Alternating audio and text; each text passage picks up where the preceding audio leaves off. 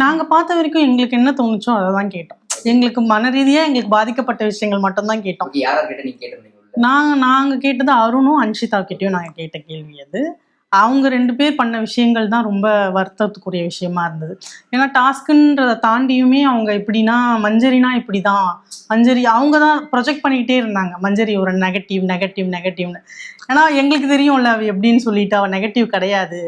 ஏன்னா அந்த 2 வாரம் தான் அப்படி பேசப்பட்டாவ. அதுக்கப்புறமா அவளையும் புரிஞ்சுக்கிட்டாங்க. ஆனா புரிஞ்சுக்கிட்டு மத்த கண்டஸ்டன்ட் எல்லாமே ஒரு ஸ்டாண்ட் எடுத்திருக்காங்க அவளுக்காக.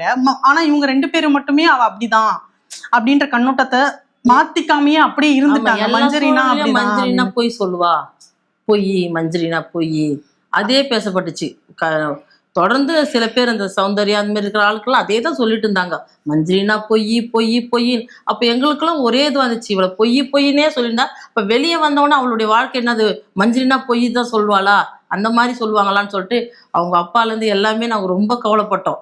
இதுமாரி அவர் ரொம்ப கவலைப்பட்டார், என் பொண்ணை இதுமாரி சொல்கிறாங்களே, பொய் பொய்ன்னு சொல்லிகிட்டே இருக்கிறாங்களே, அவளுடைய ஆஃபீஸ் போனோம் இது பண்ண. அப்போ ஒரு அதிகாரியாக இருக்கிறாவோ அந்த இதில் வந்து ஒரு அதிகாரி பொய் சொல்கிறாங்கன்னா அவங்க கீழே இருக்கிற வேலை செய்கிறவங்களாம் என்ன நினைப்பாங்களோ அவளை பற்றி, தப்பா இது வாங்கணும் இவங்கள இது மாதிரி சொல்லிட்டு இருக்கிறாங்களேன்னு சொல்லிட்டு எங்களுக்கு கவலையாக இருந்துச்சு. ஆனால் ரொம்ப ஆனால் இப்போ இந்த 3 வாரமாக சந்தோஷமாக இருக்குது.